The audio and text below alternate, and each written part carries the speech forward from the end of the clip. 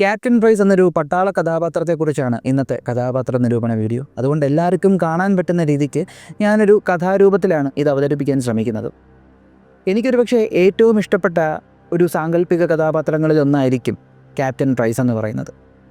ഒരേ സമയം ആളൊത്തിരി സൂപ്പറായിട്ടുള്ള ഹീറോയ്ക്കായിട്ടുള്ള പല കാര്യങ്ങളും കാണിക്കുന്നത്, എന്താ പറയുക, മാസൊക്കെ കാണിക്കുന്ന ഒരു കഥാപാത്രവുമാണ്. എന്നാൽ അതുപോലെ തന്നെ ശരിക്കും ലീഡർഷിപ്പ് എന്താണെന്ന് കണ്ടുപഠിക്കാൻ പറ്റുന്ന ഒരു കഥാപാത്രവും കൂടെയാണ് ഈ ഒരു ക്യാപ്റ്റൻ പ്രൈസ് എന്ന് പറയുന്നത്.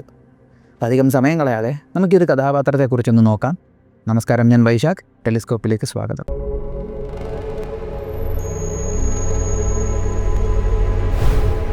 കോൾ ഓഫ് ഡ്യൂട്ടി എന്ന ഗെയിമിലെ ഒരു കഥാപാത്രമാണ് ഈ ക്യാപ്റ്റൻ പ്രൈസ് എന്ന് പറയുന്നത്. ഇപ്പോൾ കോൾ ഓഫ് ഡ്യൂട്ടിയിൽ ഏറ്റവും ശ്രദ്ധേയമായിട്ടുള്ള കഥാപാത്രം എന്ന് പറയുന്നത് അത് ഉറപ്പായിട്ടും ലെഫ്റ്റനൻറ്റ് സൈമൺ റൈലി എന്ന് പറയുന്ന ഗോസ്റ്റാണ്, അല്ലേ? ഗെയിം കളിച്ചിട്ടുള്ളവർക്കും കളിച്ചിട്ടില്ലാത്തവർക്കും മീമുകളിൽ കൂടെ എല്ലാം വളരെ സുപരിചിതമായിട്ടുള്ളൊരു കഥാപാത്രമാണ് ആ ഒരു തലയോട്ടിയുടെ മാസ്ക് ധരിച്ചിട്ടുള്ള ആ ഒരു സോൾജിയർ ക്യാരക്ടർ. എല്ലാവർക്കും സൈമൺ റൈലി എന്ന ഗോസ്റ്റിനെ ഇഷ്ടപ്പെടാനുള്ള കാരണം അയാളുടെ ആ ഒരു ആറ്റിറ്റ്യൂഡാണ്. വേണമെങ്കിൽ ഒറ്റയ്ക്കൊരു ഓപ്പറേഷൻ നടത്താനും അറിയാം. അതുപോലെ തന്നെ നല്ലൊരു ഒന്നാം തരം ടീം പ്ലെയറാണ്. അത്യാവശ്യം തൻ്റെ ടീമിനെ വിജയത്തിലേക്ക് ലീഡ് ചെയ്യാനുള്ളൊരു കഴിവും ഈ ഒരു സൈമൺ റൈലി എന്ന ഗോസ്റ്റിനുണ്ട്. ഈ ഗോസ്റ്റ് എന്ന് പറയുന്ന കഥാപാത്രത്തിന് തൻ്റെ മേൽ ഒരുപാട് കൺട്രോളുകൾ ആളുകൾ കൊണ്ടുവരുന്നതിനോട് വലിയ താല്പര്യമില്ല. ആ ഗോസ്റ്റ് പോലും ഏറ്റവും കൂടുതൽ റെസ്പെക്റ്റ് ചെയ്യുന്ന, ആ ഗോസ്റ്റിനെ പോലും ലീഡ് ചെയ്യാൻ കേപ്പബിലിറ്റിയുള്ള, അതായത് ഈ ഒരു വ്യക്തി പറഞ്ഞാൽ ഗോസ്റ്റ് എന്തും ചെയ്യും, അങ്ങനത്തെ ഒരു കഥാപാത്രമാണ് ജോണത്തൻ പ്രൈസ് എന്ന ക്യാപ്റ്റൻ പ്രൈസ്. പേര് കേൾക്കുമ്പോൾ തന്നെ അറിയാം, പട്ടാളത്തിലെ ക്യാപ്റ്റൻ റാങ്കിലുള്ള ഒരു ഓഫീസറാണ് ഈ ഒരു ജോൺ പ്രൈസ് എന്ന് പറയുന്ന ക്യാപ്റ്റൻ പ്രൈസ്. അപ്പോൾ എല്ലാ കഥാപാത്ര വീഡിയോസിലേതുപോലെ ഈ കഥാപാത്രത്തെ ഒരു കഥാരൂപത്തിൽ തന്നെ നമുക്ക് അപ്രോച്ച് ചെയ്യാം. ആദ്യമായി ക്യാപ്റ്റൻ പ്രൈസിൻ്റെ ചെറുപ്പക്കാലം. അതധികം ക്യാപ്റ്റൻ പുറത്തോട്ട് വിട്ടിട്ടില്ല. കാരണം താൻ ഓപ്പറേറ്റ് ചെയ്യുന്നത് അതുപോലത്തെ ഒരു മേഖലയിലാണല്ലോ. അതുകൊണ്ട് തൻ്റെ വേണ്ടപ്പെട്ടവരെ ഒന്നും ക്യാപ്റ്റൻ അധികം പുറത്തോട്ട് പറഞ്ഞിട്ടില്ല. അങ്ങനെ ഉണ്ടാകാനുള്ള സാധ്യത കുറവാണെന്ന് ഈ ഒരു കഥാപാത്രത്തിൻ്റെ ബാക്ക് സ്റ്റോറിയിലേക്ക് പോകുമ്പോൾ നമുക്ക് മനസ്സിലാകും. കാരണം 18 വയസ്സിന് മുൻപാണ് അയാൾ ബ്രിട്ടീഷ് സൈന്യത്തിലേക്ക് ജോയിൻ ചെയ്യുന്നത്. അപ്പോൾ ചെറുപ്പകാലം മുതലേ തന്നെ സൈന്യത്തിലുണ്ടായിരുന്നത് കൊണ്ട് ഒരു സെൻസ് ഓഫ് റെസ്പോൺസിബിലിറ്റി പ്രൈസിന് ചെറുപ്പകാലം മുതലേ ഉണ്ടായിരുന്നു. ഏകദേശം 18 കൊല്ലമാണ് ഇൻഫാൻട്രിയിലെ ഒരു സൈനികനായി അദ്ദേഹം സെർവ് ചെയ്തത്. അതിനുശേഷമാണ് റോയൽ മിലിറ്ററി അക്കാഡമിയിലേക്ക് പോയി ഓഫീസറായിട്ട് പാസ് ഔട്ട് ചെയ്തത്. ജോൺ പ്രൈസിന് ഒരു റെക്കോർഡും കൂടെ ഉണ്ട് ഈ ഒരു ഗെയിമിൻ്റെ ലോകത്ത്. ഏറ്റവും പ്രായം കുറഞ്ഞ ഓഫീസർ കാൻഡിഡേറ്റ് എന്ന് പറയുന്ന ഒരു റെക്കോർഡും കൂടെ ഉണ്ട്. അപ്പോൾ വളരെ ചെറുപ്പകാലത്തിൽ തന്നെ ലെഫ്റ്റനൻ്റ് എന്ന് പറയുന്ന പദവിയിലേക്ക് കയറി. ലെഫ്റ്റനൻ്റായിട്ട് കയറിയതിന് ശേഷം ക്യാപ്റ്റൻ പ്രൈസിന് ഓഫീസ് ഡ്യൂട്ടികളോടല്ലായിരുന്നു താല്പര്യം, ഫീൽഡ് വർക്കിലായിരുന്നു. അതുകൊണ്ട് തന്നെ ചെറുപ്പകാലം മുതലേ ഓരോ ടീമിനെ ലീഡ് ചെയ്യുന്ന, തൻ്റെ ടീമിനെ ലീഡ് ചെയ്യുന്നതിലൊരു എക്സ്പേർട്ടായിരുന്നു ലെഫ്റ്റനൻറ്റ് പ്രൈസ്. അപ്പോൾ തൻ്റെ ഈ ഒരു കഴിവ് കൊണ്ടും അതുപോലെ തന്നെ തൻ്റെ ഈ ഒരു ലീഡർഷിപ്പ് ക്വാളിറ്റി കൊണ്ടും തന്നെ വളരെ പ്രശസ്തനാവുകയും അധികം താമസിയാതെ ക്യാപ്റ്റൻ റാങ്കിലോട്ട് പ്രൈസ് പ്രൊമോട്ട് ചെയ്യപ്പെടുകയും ചെയ്യുന്നുണ്ട്. തൻ്റെ കരിയറിലുടനീളം ഒരുപാട് തവണ ഇദ്ദേഹത്തിന് വെടികൊണ്ടിട്ടുണ്ട്. അതുപോലെ തന്നെ ഒരുപാട് തവണ ശത്രുക്കൾ ഇയാളെ പിടിച്ചു വെച്ചിട്ടുണ്ട്. ശത്രുക്കളിൽ നിന്ന് ചിത്രവധം സഹിക്കേണ്ടി വന്നിട്ടുണ്ട്. അപ്പോഴെല്ലാം ക്യാപ്റ്റൻ പ്രൈസ് ഒരു സമയത്ത് പോലും തൻ്റെ കൺട്രോൾ, അതുപോലെ മനസ്സിൻ്റെ നിയന്ത്രണം വിട്ടുകൊടുത്തിട്ടില്ല. അതുകൊണ്ട് തന്നെ എന്തുകൊണ്ടും ഏതൊരു മേഖലയിലേക്കും ഏതൊരു സമയത്തും ഇറങ്ങി പ്രവർത്തിക്കാനായിട്ടുള്ള ധൈര്യം ജോൺ പ്രൈസിനുണ്ടായിരുന്നു. എന്നാൽ ലെഫ്റ്റനൻറ്റ് പ്രൈസിൽ നിന്ന് ക്യാപ്റ്റൻ പ്രൈസിലോട്ട് പ്രൊമോട്ട് ചെയ്യുന്നതിന് മുൻപ് ഇയാളുടെ ലൈഫിൽ മറ്റൊരു സംഭവമുണ്ടായി. ആദ്യം ഇൻഫാൻട്രിയിൽ വർക്ക് ചെയ്തിരുന്ന ഒരു ലെഫ്റ്റനൻ്റ് ആയിരുന്നുവെങ്കിൽ പോലും ശേഷം ബ്രിട്ടീഷ് സ്പെഷ്യൽ ഫോഴ്സസ് ആയിട്ടുള്ള SAS സ്പെഷ്യൽ എയർ സർവീസ്, ആ SAS ഇദ്ദേഹം ട്രെയിനിങ് കഴിഞ്ഞൊരു കമാൻഡോ ആയിട്ട് കയറുകയാണ്. അങ്ങനെ SAS കമാൻഡോ ആയതിനു ശേഷമാണ് ലെഫ്റ്റനൻറ്റ് പ്രൈസ് ക്യാപ്റ്റൻ പ്രൈസ് ആയത്. അപ്പോൾ SAS എന്ന് പറയുമ്പോൾ നമുക്കറിയാം, സ്പെഷ്യൽ ഓപ്പറേഷൻസ്, രഹസ്യമായിട്ടുള്ള ഓപ്പറേഷൻസ്, അതുപോലെ തന്നെ എക്സ്പേർട്ടായിട്ടുള്ള ആക്ഷൻസ് വേണ്ട സമയങ്ങളിലെല്ലാം ഇറങ്ങി പ്രവർത്തിക്കുന്ന ഒന്നാണ് ബ്രിട്ടീഷ് എയർബോൺ ഫോഴ്സസിൽ ഒരെണ്ണമായിട്ടുള്ള സ്പെഷ്യൽ എയർ സർവീസ്. ഒരുപക്ഷെ ഈ ലോകത്തിൽ തന്നെ ഏറ്റവും ആദ്യകാല പാരാ റെജിമെൻറ്റുകളിൽ ഒന്നായിരുന്നു SAS അഥവാ സ്പെഷ്യൽ എയർ സർവീസ് എന്ന് നമ്മൾ പറയേണ്ടിയിരിക്കുന്നു. കാരണം ലോകത്തിലുള്ള പല സ്പെഷ്യൽ ഫോഴ്സസിനും ഒരു തവണയെങ്കിലും SAS കീഴിലൊരു ട്രെയിനിങ് ഉണ്ടായിട്ടുണ്ട് എന്ന് നമുക്ക് പറയാം. കാരണം ഒരുപാട് പേരെ ട്രെയിൻ ചെയ്തിട്ടുണ്ട് അവർ. അപ്പോൾ നമുക്കിനി ഗെയിമിലേക്ക് വരാം. ഈ ഒരു SAS captain John Price join ചെയ്തതിന് ശേഷം അധികം താമസിയാതെ തന്നെ ഈ പുള്ളിക്കാരൻ ഒരു ടീമിൻ്റെ ഹെഡായി. ആ ടീമെന്ന് പറയുമ്പോഴത്തേക്കും തീവ്രവാദത്തിനെതിരെയും അതുപോലെ തന്നെ ബന്ദികളെ മോചിപ്പിക്കുന്നതിലും അതുപോലെ തന്നെ ഹൈ വാല്യൂ ടാർഗറ്റുകളെ തട്ടിക്കളയുന്നതിലും എക്സ്പേർട്ടായിരുന്നു. അതായത് ഇവർ പോകുന്നത് ഒരു നിശ്ചിത ടാസ്കിനായിരിക്കും. ആ ടാസ്ക് കംപ്ലീറ്റ് ചെയ്തിട്ട് വരുന്ന ഒരു എഫിഷ്യൻറ്റ് ടീമിൻ്റെ തലവനായിരുന്നു ക്യാപ്റ്റൻ പ്രൈസ്. അപ്പോൾ രഹസ്യമായിട്ടുള്ള ഓപ്പറേഷൻസ്, നമ്മൾ ഈ ഒരു ഗെയിമിൽ അതിനെ ബ്ലാക്ക് ഓപ്സ് എന്ന് പറയും. ഈ രഹസ്യമായിട്ടുള്ള ഓപ്പറേഷൻസിലൊക്കെ വളരെ എക്സ്പേർട്ട് ആയിരുന്നത് കൊണ്ട് തന്നെ ക്യാപ്റ്റൻ ജോൺ പ്രൈസിൻ്റെ ടീമിനെ ഏറ്റവും എഫക്റ്റീവായിട്ടുള്ളൊരു ടീമെന്നാണ് പറഞ്ഞിരുന്നത്.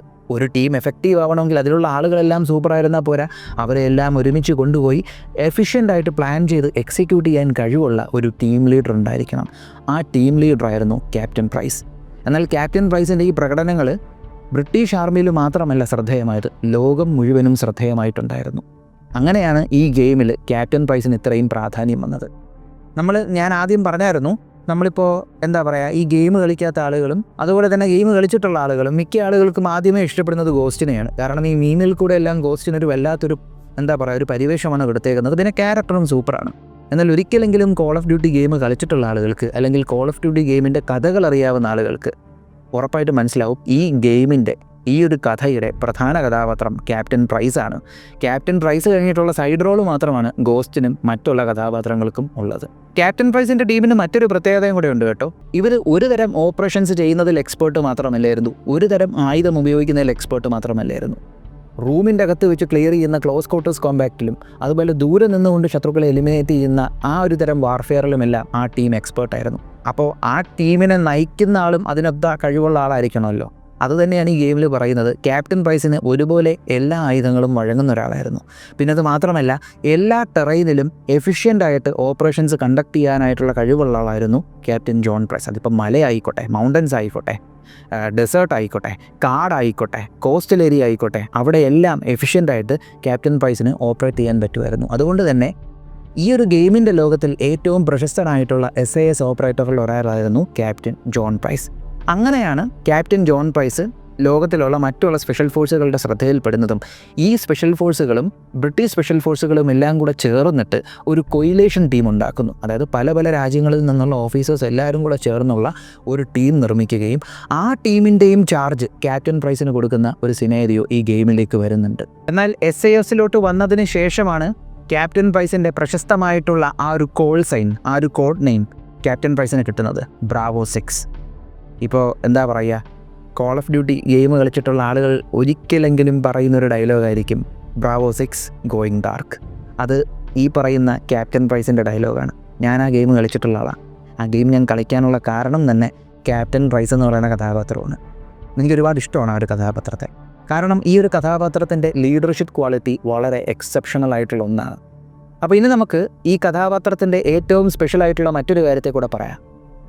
ഈ ഒരു ക്യാപ്റ്റൻ ജോൺ പ്രൈസ് പല പല സ്ഥലങ്ങളിലേക്ക് പോയി അവിടെ നടക്കുന്ന ഫ്രീഡം ഫൈറ്റേഴ്സിനെ ഹെൽപ്പ് ചെയ്യുകയും അവിടെ നടക്കുന്ന ഡിക്റ്റേറ്റേഴ്സിനെ, അതായത് സ്വേച്ഛാധിപതികളെ ഓവർത്രോ ചെയ്യാൻ അവരെ ഹെൽപ്പ് ചെയ്യുകയും എല്ലാം ചെയ്യുന്നുണ്ട്.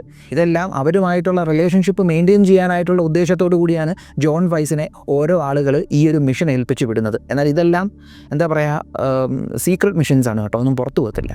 എന്നാൽ ജോൺ പ്രൈസ് അവിടെ പോയിട്ട് കാര്യങ്ങൾ ചെയ്യുന്ന എന്താണെന്ന് അറിയോ? പുള്ളിക്കാരൻ പോയി തന്നെ ഏൽപ്പിച്ച ആളുമായിട്ടുള്ള സൗഹൃദം മെയിൻറ്റെയിൻ ചെയ്യുന്നത് പോലെ തന്നെ താനുമായിട്ട് അവിടെയുള്ള ലീഡേഴ്സുമായിട്ട് ഓരോ സൗഹൃദങ്ങൾ ഉണ്ടാക്കും. ഉദാഹരണത്തിന് ഒരു സ്ഥലത്ത് ഗ്രൂപ്പ് ഓഫ് ഫ്രീഡം ഫൈറ്റേഴ്സ് ഉണ്ട്. അവരൊരു സ്വേച്ഛാധിപതിക്കെതിരെ പോരാടിക്കൊണ്ടിരിക്കുകയാണ്. ജോൺ പ്രൈസ് അവിടെ ചെന്നിട്ട് അവരുമായിട്ട് നല്ലൊരു സൗഹൃദം സ്ഥാപിക്കും. പിന്നീടൊരിക്കൽ ജോൺ പ്രൈസിന് അറിയാം താൻ ഈ പോകുന്ന ഓപ്പറേഷൻസ് എന്നൊക്കെ പറയുമ്പോഴത്തേക്കും സീക്രട്ട് മിഷൻ ആയതുകൊണ്ട് തന്നെ എന്തെങ്കിലും ഒരു പ്രശ്നം തനിക്ക് പറ്റിയാൽ ഒരുത്തിനും സഹായിക്കാൻ വരാൻ പോകുന്നില്ല. എന്നാൽ നല്ല സുഹൃത്തുക്കളെ ക്രിയേറ്റ് ചെയ്ത് വെച്ചിരുന്നാൽ തൻ്റെ ഓപ്പറേഷൻസ് എഫിഷ്യൻ്റായിട്ട് ചെയ്തെടുക്കാനായിട്ട് ജോൺ പ്രൈസിന് സാധിക്കുമെന്ന് അയാൾക്കറിയാം. ഇത് നമ്മളെല്ലാവരും മനസ്സിലാക്കേണ്ട ഒന്നാണ്. അപ്പോൾ അർത്ഥവത്തായിട്ടുള്ള സൗഹൃദങ്ങളും ബന്ധങ്ങളും പുലർത്തുന്നത് മോശമായിട്ടുള്ളൊരു കാര്യമല്ല. അത് പരോക്ഷമായിട്ട് നമ്മുടെ മുന്നിൽ കാണിച്ചു തരുന്ന ഒരു കഥാപാത്രമാണ് ക്യാപ്റ്റൻ പ്രൈസ് എന്ന് പറയുന്നത്. പല ആളുകളും പറയും എന്താണ് ഒറ്റയാളായിട്ട് നിൽക്കുന്നതാണ് മാസ്. അതത്ര മാസ്സായിട്ട് എനിക്ക് തോന്നുന്നില്ല. പല ആളുകളും ഒറ്റയാളാകുന്നത് അവരുടെ മനസ്സിൽ ഉണങ്ങാത്ത കുറേ മുറിവുകളുള്ളതുകൊണ്ടാണ്. ഒരു തരത്തിൽ പറഞ്ഞാൽ ഭയമാണ്. ആ ഒരു ഭയത്തെ അതിജീവിക്കണമെങ്കിൽ ഒറ്റയ്ക്ക് നിൽക്കാനൊരു മടിയും ഉണ്ടാവരുത്, എന്നാൽ മറ്റുള്ളവരുമായിട്ടൊരു നല്ല സൗഹൃദം മെയിൻറ്റെയിൻ ചെയ്യാനും അറിയണം. ജോൺ പ്രൈസിനെ ഒറ്റയ്ക്കൊരു ഓപ്പറേഷനിൽ വിട്ടാൽ അയാൾക്കവിടെ തൻ്റെ സിസ്റ്റം, തൻ്റെ വർക്ക് ഇംപ്രൊവൈസ് ചെയ്യാൻ നല്ലതുപോലെ പറ്റുന്നുണ്ട്. കാരണം ഇയാൾ നേരത്തെ ഒരു ഓപ്പറേഷനെങ്കിലും കണ്ടക്ട് ചെയ്തിട്ടുള്ളൊരു രാജ്യം ഉണ്ടെങ്കിൽ ആ രാജ്യത്തിൽ ഇയാൾക്ക് പരിചയമുള്ള ആളുകളുണ്ടാവും. അയാൾ ആ കോണ്ടാക്റ്റ് മെയിൻറ്റെയിൻ ചെയ്യും. കാരണം എന്താണ്, at the end of the day ഇയാൾ നല്ലൊരു മനുഷ്യനായിട്ടാണ് കാണിച്ചിരിക്കുന്നത്. നല്ല മനുഷ്യനെന്ന് പറയുമ്പോൾ 100% നല്ലൊരു മനുഷ്യനാണോ? അല്ല. ശ്രീ രജനീകാന്ത് പറയാറില്ലേ, നല്ലവനായർ ரொம்ப നല്ലവനായി ഇറക്കാതെ. ഇതിൻ്റെ രണ്ടിൻ്റെയും ഇടയിൽ നിൽക്കുന്ന ഒരാളാണ് ജോൺ പ്രൈസ്. കാരണം ഇദ്ദേഹത്തിൻ്റെ വളരെ പ്രശസ്തമായിട്ടുള്ളൊരു ഡയലോഗുണ്ട്, ഈ ഡേർട്ടി വർക്ക് നമ്മൾ ചെയ്യുന്നതിൻ്റെ കാര്യം ലോക നന്മയ്ക്ക് വേണ്ടിയിട്ടാണ്, ഗ്രേറ്റർ ഗുഡിനെ ഫോക്കസ് ചെയ്തിട്ടാണ്. അപ്പോൾ ഇയാൾക്കറിയാം അയാൾ ചെയ്യുന്ന ഡ്യൂട്ടി അങ്ങനത്തെ ഡ്യൂട്ടിയാണ്, പക്ഷേ അത് ചെയ്തേ പറ്റുള്ളൂ. എന്നാൽ അറ്റ് സം പോയിൻ്റ് പ്രൈസ് ഈ പറയുന്ന ഗോസ്റ്റിനെയൊക്കെ കാട്ടിയും ഡേഞ്ചറസ് ആവുന്ന പല സിറ്റുവേഷൻസും ഉണ്ടാവാറുണ്ട്. കാരണം ഇയാളുടെ കൺട്രോൾ അയാളുടെ കയ്യിൽ നിന്ന് പോയാൽ അത് ഏത് എക്സ്റ്റെൻറ്റ് വരെയും ഇയാൾക്ക് പോകാൻ പറ്റും. ഒരു കണക്കിന് പറഞ്ഞാൽ കോൾ ഓഫ് ഡ്യൂട്ടി എന്ന് പറയുന്ന ഗെയിമിലെ ഏറ്റവും പവർഫുൾ ക്യാരക്ടേഴ്സിൽ ഒരെണ്ണമാണ് ജോൺ പ്രൈസ് എന്ന് പറയേണ്ടിയിരിക്കുന്നു. കാരണം ഈ രഹസ്യമായിട്ടുള്ള ഓപ്പറേഷൻസ് കണ്ടക്ട് ചെയ്ത് ഇയാൾക്കൊരു വല്ലാത്ത ഇൻഡിപെൻഡൻസ് കിട്ടിയിട്ടുണ്ട്. ഇൻ്റർനാഷണൽ ആയിട്ടുള്ള പല സ്ഥലങ്ങളിലും പോയി ഓപ്പറേഷൻസ് നടത്താനായിട്ടുള്ള സ്വാതന്ത്ര്യം കിട്ടിയിട്ടുണ്ട്. ക്യാപ്റ്റൻ പ്രൈസിനെ കുറിച്ച് പറയുമ്പോൾ അവിടെ പറയേണ്ട ഒരു ടാസ്ക് ഫോഴ്സ് ഉണ്ട്. ക്യാപ്റ്റൻ പ്രൈസ് ഫോം ചെയ്ത ഒരു ടാസ്ക് ഫോഴ്സ്, അതിനെ കൂടെ പറയാം. ആ ടാസ്ക് ഫോഴ്സിൻ്റെ ഫോമിംഗ് എന്ന് പറയുമ്പോഴത്തേക്കും ക്യാപ്റ്റൻ പ്രൈസ് കണ്ടക്ട് ചെയ്ത ഒരു ഓപ്പറേഷന് ശേഷം ചില ലൂസ് എൻഡുകൾ കവറപ്പ് ചെയ്യേണ്ട ഒരു ഡ്യൂട്ടി ക്യാപ്റ്റന് വരികയുണ്ടായി. അതിനുവേണ്ടി ക്യാപ്റ്റൻ പ്രൈസ് ഒരു ടാസ്ക് ഫോഴ്സിനെ ഫോം ചെയ്തു. അത് ഇയാൾ ഡിമാൻഡ് ചെയ്യണത് എനിക്കിത് വേണം, ഇല്ലെങ്കിൽ ഒന്നും നടക്കത്തില്ല. അത് പറഞ്ഞപ്പോൾ പല തലപ്പത്തിരിക്കുന്ന ആളുകളും ക്യാപ്റ്റൻ പ്രൈസിൻ്റെ ആ ഒരു ആഗ്രഹത്തിന്, ആ ഒരു സ്റ്റേറ്റ്മെൻറ്റിന് വഴങ്ങി കൊടുത്തു എന്നുള്ളതാണ്. അതിന് രണ്ട് കാര്യങ്ങളുണ്ട്. ഒന്ന്, അയാളുടെ വിഷനിലുള്ള വിശ്വാസം. രണ്ട്, അയാൾക്ക് എന്തൊക്കെയാണ് ചെയ്യാൻ പറ്റുന്നത്, what he is capable of, അതിലെ വിശ്വാസം.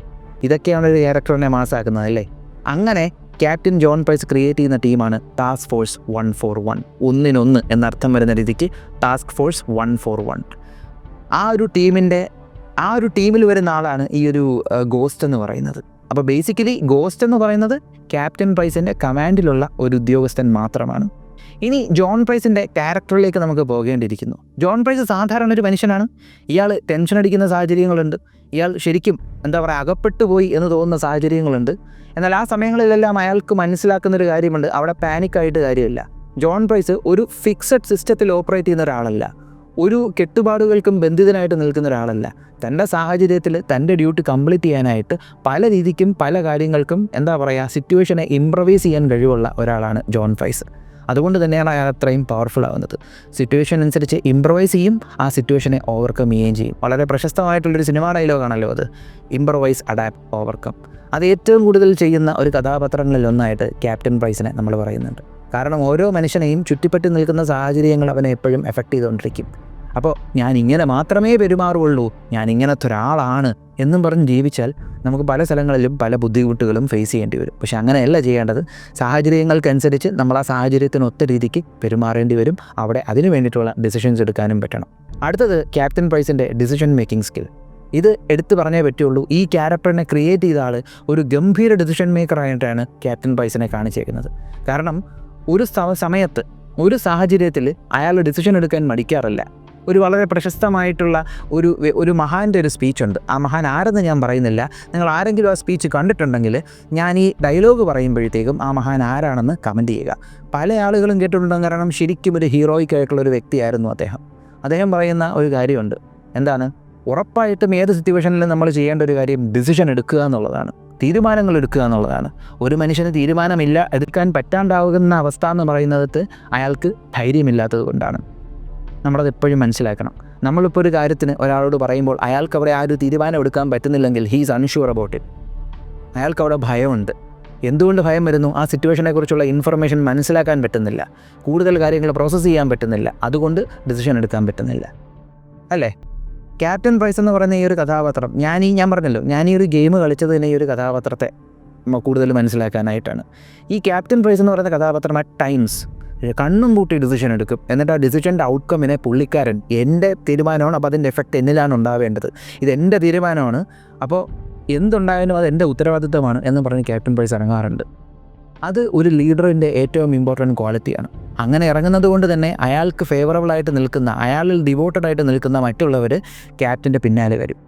പിന്നെ ക്യാപ്റ്റൻ്റെ മറ്റൊരു പ്രത്യേകതയാണ്, ഒരു ഓപ്പറേഷന് പോയാൽ ഒരുത്തിനെയും പിറക്കെ ഇട്ടിട്ട് വരത്തില്ല. ഇനി അങ്ങനെ ഇടേണ്ടി വന്നാൽ രണ്ടാമത് വന്ന് ക്യാപ്റ്റൻ പ്രൈസ് അയാളെ അവിടെ നിന്ന് രക്ഷപ്പെടുത്തിക്കൊണ്ട് വരികയും ചെയ്യും. അത് ക്യാപ്റ്റൻ പ്രൈസിൻ്റെ ഒരു പ്രത്യേകതയാണ്. അറ്റ് ടൈംസ് കാര്യങ്ങൾ നടത്തിയെടുക്കാൻ ഏത് എക്സ്റ്റെൻറ്റ് വരെ പോകുന്ന ഒരു സ്വഭാവവും ക്യാപ്റ്റൻ പ്രൈസിൽ കാണുന്നുണ്ട്.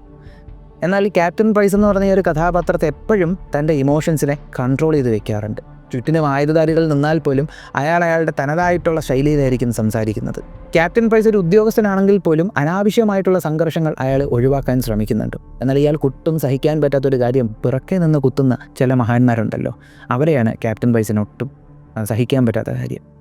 അത് നമ്മൾ പല സ്ഥലങ്ങളിലും കാണുന്നുണ്ട്. ക്യാപ്റ്റൻ പ്രൈസ് ഏറ്റവും കൂടുതൽ ഡേഞ്ചറസ് ആകുന്നത് അയാളെ ഒരാൾ പിറക്കെ നിന്ന് ആക്രമിക്കുന്ന സമയത്താണ്, അതായത് വിശ്വാസവഞ്ചന ചെയ്യുമ്പോഴാണ്. അങ്ങനെ ഒരാൾ ക്യാപ്റ്റൻ പ്രൈസിനെ എതിർത്താൽ ഇയാളുടെ ഇമോഷൻസ് അയാളുടെ കൺട്രോളിൽ നിന്ന് പോകും. കൺട്രോളിൽ നിന്ന് പോയാൽ ഇയാൾ അത്രയും ഡേഞ്ചറസ് ആയിട്ടുള്ള ഒരാളായിട്ട് മാറും. കാരണം ഇയാൾ ഈ ഓപ്പറേഷൻസ് എല്ലാം കണ്ടക്ട് ചെയ്തിട്ടൊരു പവർഫുൾ ആയിട്ടുള്ളൊരു ഉദ്യോഗസ്ഥനായി മാറി. കാരണം ഇയാളെ കൺട്രോൾ ചെയ്യാൻ ആരുമില്ലാത്തൊരവസ്ഥ, ഇയാൾ എന്ത് ചെയ്താലും അത് എങ്ങും അറിയത്തില്ല. അങ്ങനെ ഒരു അവസ്ഥയിൽ എത്തിയത് കൊണ്ട് തന്നെ ആ ഒരു സ്വാതന്ത്ര്യം പല സമയങ്ങളിലും ക്യാപ്റ്റൻ പ്രൈസ് ഉപയോഗിക്കുന്നത് കാണുന്നുണ്ട്. താനൊരു ഗ്രൂപ്പുമായിട്ട് ചേർന്നൊരു ഓപ്പറേഷൻ നടത്തിയപ്പോൾ ആ ഗ്രൂപ്പ് തന്നെ വഞ്ചിച്ചപ്പോഴത്തേക്കും അത്രയും കാലവും ഉണ്ടായിരുന്ന ആ ഗ്രൂപ്പിനെ പിരിച്ചുവിട്ടിട്ട് പല രാജ്യത്തിലുള്ള രണ്ട് മൂന്ന് രാജ്യത്തിലുള്ള ആളുകളെ ഒരുമിച്ച് കൊണ്ടുവന്നിട്ട് അതിന് ഒരു ഗോസ്റ്റ് ടീം രൂപീകരിച്ചിട്ട് ചെയ്യേണ്ട കാര്യം ചെയ്തിട്ട് അങ്ങനെ ഒരു സംഭവമേ ഉണ്ടായിട്ടില്ല എന്നും പറഞ്ഞ് അവിടെ നിന്ന് പോയ ഒരാളാണ് ഈ ക്യാപ്റ്റൻ പ്രൈസ് എന്ന് പറയുന്നത്. എൻ്റെ അഭിപ്രായത്തിൽ നിങ്ങളിപ്പോൾ കോൾ ഓഫ് ഡ്യൂട്ടി എന്ന് പറയുന്ന ഗെയിം കളിച്ചിട്ടില്ലെങ്കിലും ആ ഗെയിമിൻ്റെ കഥ ഒന്ന് വായിക്കാൻ നോക്കുക. വളരെ രസകരമായിട്ടുള്ളൊരു സ്റ്റോറി ബോർഡാണ്.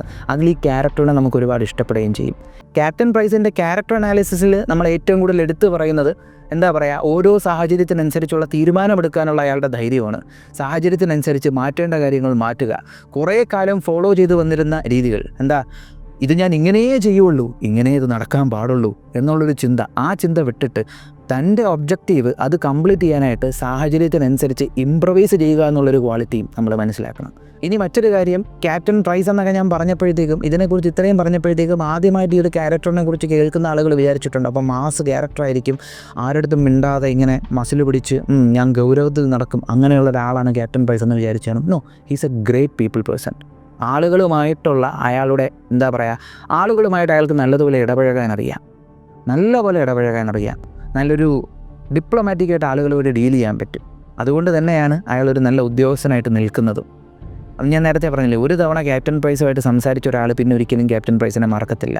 ആ ഒരു സൗഹൃദം മെയിൻറ്റെയിൻ ചെയ്യാൻ പറ്റും ക്യാപ്റ്റൻ പ്രൈസിന്. ഞാൻ നേരത്തെ ഈ ഒരു ക്യാരക്ടറിൽ നിന്ന് മനസ്സിലാക്കിയൊരു കാര്യം ഞാൻ പറഞ്ഞിട്ടുണ്ടല്ലോ, സാഹചര്യത്തിനനുസരിച്ച് നമ്മൾ ഇംപ്രവൈസ് ചെയ്യണം. നമുക്കൊരു തനതായിട്ടുള്ള ബിഹേവിയർ ഉണ്ടാവും, ആ ബിഹേവിയർ എപ്പോഴും തോന്നുന്ന പോലെ മാറ്റണമെന്നല്ല ഞാൻ പറയുന്നത്. പക്ഷേ ഓരോ സിറ്റുവേഷനും നമ്മൾ റിയാക്ട് ചെയ്യുന്ന രീതി ഉണ്ടല്ലോ, അത് നമ്മൾ മാറ്റിക്കൊണ്ടിരിക്കണം. എങ്കിൽ മാത്രമേ ഒരു എഫിഷ്യൻ്റായിട്ട് നമുക്ക് ഓരോ സിറ്റുവേഷൻസിലും എടുക്കേണ്ട തീരുമാനങ്ങൾ എടുക്കാൻ പറ്റുള്ളൂ. നമ്മളിപ്പോൾ ഇതിഹാസങ്ങളിലേക്ക് പോകുമ്പോൾ അതുപോലെ ഏറ്റവും നല്ലതുപോലെ സിറ്റുവേഷൻ അനുസരിച്ച് ഇംപ്രവൈസ് ചെയ്ത ഒരാളാണ് ശ്രീകൃഷ്ണൻ എന്ന് പറയുന്നത്, അല്ലേ? എപ്പോഴെങ്കിലും ശ്രീകൃഷ്ണൻ ഒരേ രീതിക്കാണ് ഞാൻ ഇങ്ങനെയേ പോകത്തുള്ളൂ എന്ന് ഷാട്ടിയും പിടിക്കുന്നത് കണ്ടിട്ടുണ്ടോ? ഇല്ല. സാഹചര്യത്തിനനുസരിച്ച് പുള്ളിക്കാരൻ മാറിക്കൊണ്ടിരിക്കും. അതുകൊണ്ടാണ് മഹാഭാരതം എന്ന ഇതിഹാസത്തിനെക്കുറിച്ച് പറയുമ്പോഴത്തേക്കും ശ്രീകൃഷ്ണൻ ഒന്ന് വേറിട്ട് നിൽക്കുന്നത്, അല്ലേ? ഇത് ഞാനിവിടെ പറയാൻ കാരണം നമ്മുടെ അടുത്ത എപ്പിസോഡ് കുരുക്ഷേത്രം സീരീസിൻ്റെ ഫസ്റ്റ് എപ്പിസോഡായിരിക്കും. അതായത് മഹാഭാരതത്തിലെ കുരുക്ഷേത്ര യുദ്ധം. ആ കുരുക്ഷേത്ര യുദ്ധത്തിലെ ആദ്യത്തെ ദിവസത്തിൻ്റെ ഒരു പോർഷൻ ആയിരിക്കും നമ്മൾ അടുത്ത എപ്പിസോഡിൽ ചെയ്യാൻ പോകുന്നത്. അപ്പോൾ നമ്മൾ അടുത്ത എപ്പിസോഡ് തൊട്ട് കുരുക്ഷേത്രം എന്ന് പറയുന്ന സീരീസ് സ്റ്റാർട്ട് ചെയ്യാണ്. എന്നൊക്കെ ഇതിഹാസത്തിൻ്റെ കണ്ടൻറ്റ് നമ്മൾ ചെയ്യുമോ ആ ദിവസങ്ങളിലൊക്കെ കുരുക്ഷേത്ര യുദ്ധത്തിൻ്റെ ഓരോ ദിവസങ്ങളെക്കുറിച്ചായിരിക്കും ചെയ്യുന്നത്. ഒരു ദിവസം ഒരു എപ്പിസോഡിലായിരിക്കത്തില്ല ഇതൊക്കെ തീർക്കുന്നത്. അപ്പോൾ നമ്മൾ മാക്സിമം അതിലേക്ക് നോക്കേണ്ടിയിരിക്കുന്നു. അപ്പോൾ ഓരോ ദിവസവും നല്ല ഡീറ്റെയിൽ ആയിട്ട് തന്നെ നമുക്ക് ചെയ്യാൻ നോക്കാം. ഓക്കെ, ഇനി നമുക്ക് ക്യാപ്റ്റൻ പ്രൈസിലേക്ക് തിരിച്ചു വരാം. ക്യാപ്റ്റൻ പ്രൈസിൽ നിന്ന് ഞാൻ ഏറ്റവും കൂടുതൽ ഇഷ്ടപ്പെട്ടൊരു ക്വാളിറ്റി ഞാൻ പറയാം. തൻ്റെ ടീമിനെതിരെ ഒരു വലിയൊരു പ്രശ്നം വന്നാലും ക്യാപ്റ്റൻ അത് ഒരിക്കലും തൻ്റെ ചുറ്റിനുള്ള ആളുകളെ കാണിക്കത്തില്ല. തൻ്റെ മുഖത്തൊരു ഭയം ക്യാപ്റ്റൻ കാണിക്കത്തില്ല. നമ്മളങ്ങനെ വേണം. നമ്മളെ ചുറ്റും നമ്മളൊരു ഗ്രൂപ്പിൽ നിൽക്കുമ്പോഴത്തേക്കും നമുക്കൊരു പ്രശ്നം, നമ്മുടെ ഗ്രൂപ്പിനൊരു പ്രശ്നം ഉണ്ടായാൽ നമ്മളെ അത് എഫക്റ്റ് ചെയ്യാത്ത രീതിക്ക് നമ്മൾ നിൽക്കണം. നമ്മുടെ കമൽ സാർ പറയുന്നൊരു ഡയലോഗ് ഉണ്ടല്ലോ, വീരം എന്ന തെരയുമാ ഭയമില്ലാത്ത മാതിരി നടിക്കരുത്. ധൈര്യം എന്ന് പറഞ്ഞാൽ എന്താണെന്നറിയോ? ഭയം ഇല്ലാത്ത പോലെ അഭിനയിക്കുന്നത്. അതെ, ഭയം പുറത്ത് കാണിക്കരുത്. ഭയം പുറത്ത് കാണിക്കാതെ നമ്മളങ്ങനെ നിന്നാൽ നമ്മുടെ കൂടെയുള്ള ആളുകൾക്ക് ഒരു ധൈര്യം തോന്നും. അപ്പോൾ നമുക്ക് ഒരുമിച്ച് എഫിഷ്യൻ്റായിട്ടൊരു ഗ്രൂപ്പായിട്ട് ഫംഗ്ഷൻ ചെയ്യാൻ പറ്റും. ഇത് ക്യാപ്റ്റൻ പ്രൈസിൻ്റെ ക്യാരക്ടറിൽ എനിക്ക് ഒരുപാട് ഇഷ്ടപ്പെട്ടിട്ടുള്ള ഒന്നാണ്. പിന്നെ അത് മാത്രമല്ല, സാഹചര്യത്തിനെ നല്ലതുപോലെ ആളുകളുടെ മുമ്പ് ബ്രീഫ് ചെയ്തിട്ട്, തൻ്റെ ടീമിൻ്റെ മുമ്പ് ബ്രീഫ് ചെയ്തിട്ട് അതിലെ പോസിറ്റീവിനെയും നെഗറ്റീവിനെയും മനസ്സിലാക്കിച്ച് പോസിറ്റീവിനെ കൂടുതൽ ആംപ്ലിഫൈ ചെയ്ത് നമ്മുടെ ലക്ഷ്യം മാത്രം ഫോക്കസ് ചെയ്യുക എന്നുള്ള മൈൻഡ് സെറ്റിൽ കൊണ്ടുവന്ന് തൻ്റെ ടീമിനെ ഇൻസ്പയർ ചെയ്ത് ഏത് കാട്ടിൽ കൊണ്ടുപോയും സക്സസ്ഫുള്ളായിട്ട് തിരിച്ചു കൊണ്ടുവരാനുള്ള ഒരു കഴിവ് ക്യാപ്റ്റൻ പ്രൈസിനുണ്ട്. ഒരു ഗെയിമിലെ ക്യാരക്ടറാണ്, അല്ലേ? ഇപ്പോൾ നമ്മൾ ഇറങ്ങുന്ന പല ക്യാരക്ടേഴ്സിനുള്ളതിനെക്കാട്ടിയും ഒരു വർക്ക് ഈ ഒരു ക്യാരക്ടറിൽ ഇതിൻ്റെ ക്രിയേറ്റേഴ്സ് ചെയ്തിട്ടുണ്ട്. ഇത് തന്നെയാണ് ഈ ക്യാരക്ടറിനെ വ്യത്യസ്തനാക്കുന്നത്. അപ്പോൾ ഇതാണ് ക്യാപ്റ്റൻ പ്രൈസിലേക്ക് വെച്ച് എനിക്ക് ഏറ്റവും ഇഷ്ടപ്പെട്ട ക്വാളിറ്റി. ഇപ്പോൾ ഈ ഒരു ഗെയിം കണ്ട ആളുകളുണ്ടെങ്കിൽ ഞാൻ ശ്രദ്ധിക്കാത്തതും നിങ്ങൾക്ക് ഇഷ്ടപ്പെട്ടതുമായിട്ടുള്ള എന്തെങ്കിലും ക്വാളിറ്റീസ് ക്യാപ്റ്റൻ പ്രൈസിനുണ്ടെങ്കിൽ ഒന്ന് കമൻറ്റ് ചെയ്യുക. അതുപോലെ ഈ ഒരു ക്യാരക്ടറിനെ കുറിച്ച് ആദ്യമായിട്ട് കേൾക്കുന്നവരാണ് നിങ്ങളെങ്കിൽ ഈ ക്യാരക്ടറിനെ കുറിച്ച് പറഞ്ഞതിൽ നിങ്ങൾക്ക് ഏറ്റവും ഇഷ്ടപ്പെട്ട ക്വാളിറ്റി എന്താണെന്ന് ഒന്ന് കമൻറ്റ് ചെയ്തേക്കുക. അപ്പോൾ ഇതാണ് കോൾ ഓഫ് ഡ്യൂട്ടി എന്ന ഫ്രാഞ്ചൈസിലെ ഹീറോ ക്യാരക്ടറായിട്ടുള്ള ക്യാപ്റ്റൻ ജോൺ പ്രൈസ്. അപ്പോൾ ഈ ഒരു വീഡിയോ നിങ്ങൾക്ക് ഇഷ്ടമായെന്ന് വിശ്വസിക്കുന്നു. നിങ്ങളുടെ അഭിപ്രായങ്ങൾ ഒന്ന് കമൻറ്റ് ചെയ്തേക്കുക. നമ്മുടെ ചാനലിലേക്ക് നിങ്ങൾ ആദ്യമായിട്ടാണ് വരുന്നതെങ്കിൽ ഒന്ന് സബ്സ്ക്രൈബ് ചെയ്തേക്കുക. നമ്മുടെ ചാനലിലെ കണ്ടൻറ്റുകൾ നിങ്ങൾക്ക് ഇഷ്ടപ്പെടുന്നുണ്ടെങ്കിൽ നിങ്ങളുടെ ബന്ധുമിത്രാദികൾക്കും പറ്റുമെങ്കിൽ ശത്രുക്കൾക്കും ഒന്ന് അയച്ചു കൊടുക്കുക. മറ്റൊരു വീഡിയോയിൽ മറ്റൊരു കണ്ടൻറ്റുമായി കാണുന്നതുവരെ